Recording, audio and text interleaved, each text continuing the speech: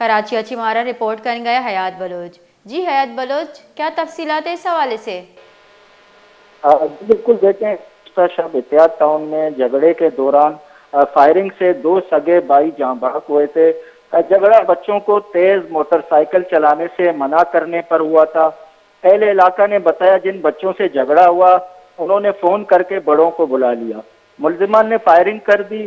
मकतूल फारूक 5 बच्चों और मकतूल हुसैन 2 बेटियों का बाप था।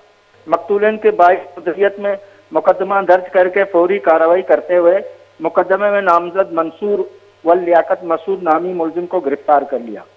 एसएसपी आरिफ असलम राव के मुताबिक मुकदमा नामजद दीगर 4 मुलजमान की गिरफ्तारी के लिए छापे मारे जा रहे हैं। जी बहुत बहुत शुक्रिया हयात बलोच हमें तफसीलात से आगाह करने के लिए। कराची दमक इत्तेहाद टाउन मोहम्मद खान कॉलोनी चुक्कानी कसाने जंग सबबा मजने नाना जो हसे तीर गुआरी को तक जंग चोप को तक तीर गुआरी आसरा 2 बरात कोशक बुता कोशा हवारी मुलजिम मंसूर पुलिस दसगीर को तक आई हिलाफ मुकदमा दर्ज को था।